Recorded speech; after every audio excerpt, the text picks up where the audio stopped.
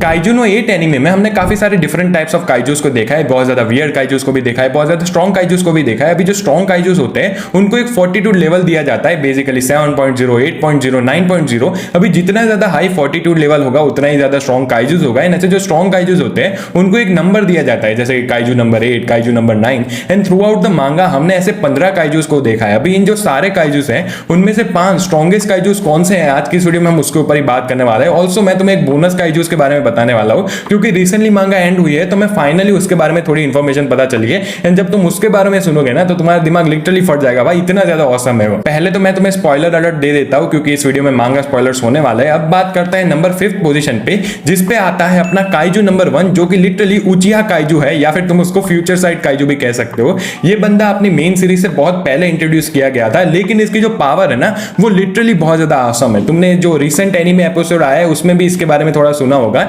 इस बंदे की डिजाइन ही तुम देखो, लिटरली आंखें ही भरी हुई है वो। एंड इसकी वजह से अपनी आंखों को यूज करके, अपने कोर को यूज करके, उसका जो अपोनेंट होता है वो उसके नेक्स्ट अटैक को प्रिडिक्ट कर सकता था।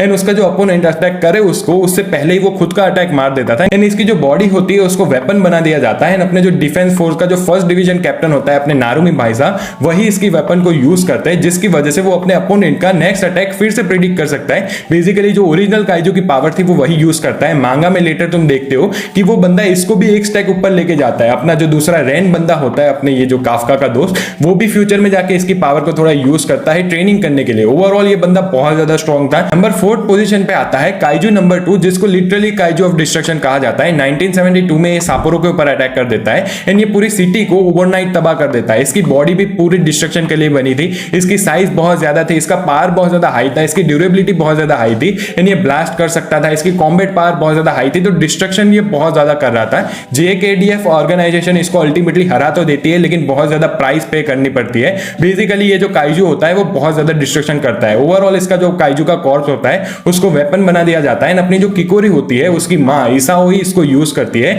जिसकी वजह से उसको भी काफी ज्यादा पावर मिल जाती है। अल्टीमेटली ये बंदा बहुत ज्यादा स्ट्रॉन्ग था and later in the series kaiju number 9 भी इसको ऑब्जर्व करता है अपनी पावर को बढ़ाने के लिए। एंड भाई ये बंदा लिटरली भाई डिस्ट्रक्शन किंग ही था। 3rd पोजीशन पे आता है अपना काइजू नंबर 6, जिसको literally king of the kaiju कहा जाता है। मेन स्टोरी से 10 साल पहले ओडावारा जो कैटास्ट्रोफी हुई थी उसमें यही बंदा रिस्पॉन्सिबल था। इसकी पावर काफी ज्यादा खतरनाक थी, ये स्नो स्टॉर्म्स ला सकता था, आइस से रिलेटेड पावर थी इसकी। एंड पूरी सिटीज के ऊपर ब्लिजर्ड्स ला सकता था। इसके अलावा ये बंदा इतना ज्यादा डिस्ट्रक्शन करता है कि अपनी ये जो ऑर्गेनाइजेशन होती है उसके भी सेवरल ऑफिसर्स एंड जो कैप्टन्स होते हैं ना डिवीजन के, वो भी मर जाते हैं, जिसमें अपनी ये जो किकोरी है उसकी मां भी शामिल थी। एंड इसकी वजह से अपनी जो शिनोमिया है वो काफी ज्यादा सैड भी हो जाती है आगे चल के।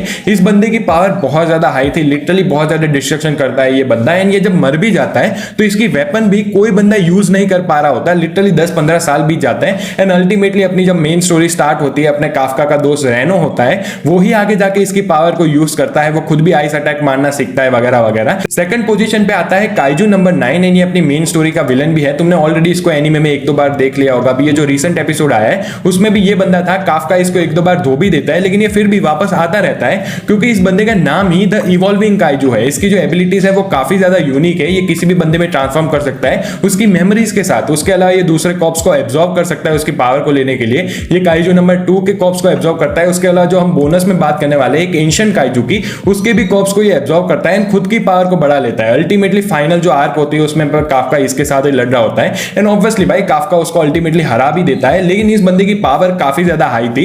ये बंदा बायोलॉजिकल जीनियस था। काइजू नंबर 10 से 15 तक ये बंदा डेवलप करता है, मतलब खुद बनाता है, उनको पर्सनली कस्टमाइज करता है, क्योंकि ये जो डिवीजन कैप्टन थे ना पर्सनली वो उनको उसके लिए ही बनाता है कि ये वाला काइजू इस बंदे से लड़ेगा ताकि ये उसको हरा पाए, उनकी एबिलिटी को काउंटर करने के लिए। मतलब तुम सोच सकते हो ये कितना ज्यादा इंटेलिजेंट काइजू था एंड इसकी वजह से ये 2nd पोजीशन डिजर्व भी करता है। लेकिन नंबर 1 पे कौन आएगा? ऑब्वियसली अपने काफका भाई साहब काइजू नंबर 8। अगर तुमने काइजू नंबर 8 की ओरिजिनल बॉडी देखी है तो तुम्हें लग रहा होगा कि भाई ये बंदा क्या है, इतना छोटा सा तितला है ना, इसको तो तुम ऐसे मार सकते हो। लेकिन पता नहीं क्यों ये जो काइजू नंबर 8 है उसने अपने काफका को क्यों चूज किया, इसके बारे में तो मुझे भी कोई आइडिया नहीं है। लेकिन ये बात जरूर है कि वो दूसरे काइजू से रिवेंज लेना चाहता था। जैसे अपने काइजू नंबर 9 का सपना ये था कि वो ह्यूमैनिटी को डिस्ट्रॉय कर दे, काइजू को इवॉल्व करे। अपने काइजू नंबर 8 का सपना ये था कि वो काइजूस को ही डिस्ट्रॉय कर दे। अपने काफका भाई साहब जब इसको खाते हैं वो काइजू नंबर 8 बनता है, तो ये सबसे स्ट्रॉन्गेस्ट काइजूस बनता है पूरे हिस्ट्री में, क्योंकि इसका फॉर्टीट्यूड लेवल था 9.8। इससे पहले जो काइजू नंबर 6 था वही था स्ट्रॉन्गेस्ट काइजू, जिसका फॉर्टीट्यूड लेवल था 9.6।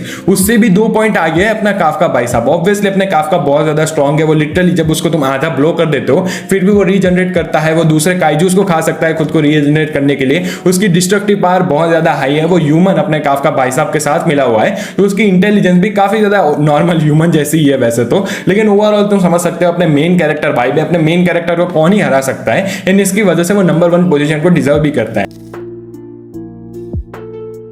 अभी ये एंशिएंट काइजूस एक्चुअली में बहुत ज्यादा पहले का है। 1657 टाइम पे ये जापान में आया था। ये जो एडो वाला एरिया होता है ना, उसको पूरा तबाह कर देता है। इस काइजू ने लिटरली पूरी हिस्ट्री में सबसे ज्यादा काइजू स्लेयर को मारा है। उस टाइम पे ऑब्वियसली ऑर्गेनाइजेशन नहीं होती थी, इतनी ज्यादा हाई टेक्नोलॉजी नहीं होती थी, फिर भी ये बंदा लिटरली कैटास्ट्रॉफी था। क्योंकि इसके जो अगर तुम पावर सुनोगे ना तो तुम खुद भी बहुत ज्यादा सरप्राइज हो जाओगे। ये बहुत ज्यादा जायंट हाइब्रिड फॉर्म यूज करता है, जिसमें इसके बहुत ज्यादा मुंह होते हैं, हाथ होते हैं, बहुत ज्यादा आंख होती है, एंड इसकी वजह से इसकी बॉडी बहुत ज्यादा हाई थी। ये दूसरे जो डेड काइजूस होते हैं उनको समन भी कर सकता था खुद की मदद करने के लिए। ये एनर्जी ब्लास्ट मार सकता था जब अपना काइजू नंबर 9 इसको एब्जॉर्ब करता है। उसके पास नंबर 2 की पावर भी होती है, तो लिटरली वो भाई पूरे बीम फैला रहा होता है। वो दूसरे काइजूस होते हैं या फिर लोग होते हैं उनको लिटरली हाफ में स्प्लिट कर सकता था अपने अटैक से। एंड अपने काफका भाई साहब जब इसके सामने लड़ते हैं तो उसको भी काफी ज्यादा प्रॉब्लम आती है, क्योंकि ये बंदा इतना ज्यादा स्ट्रॉन्ग हो जाता है। ऑब्वियसली वो लिटरली सिर्फ एंशिएंट काइजू की पावर नहीं थी, उसमें काइजू नंबर 9 एंड 2 की पावर भी थी। लेकिन अपने एंशिएंट काइजू भाई साहब बहुत ज्यादा खतरनाक थे। मुझे नहीं पता भाई लोगों ने इसको हराया कैसे, लेकिन मैं इसके बारे में जिक्र जरूर करना चाहता था क्योंकि बहुत ज्यादा कम लोग जानते हैं इस काइजू के बारे में। ये वाला वीडियो इधर तक ही रखता है। वीडियो पसंद आए तो लाइक कर देना, चैनल पर नए हो तो do subscribe. Thank you so much for watching, bye bye.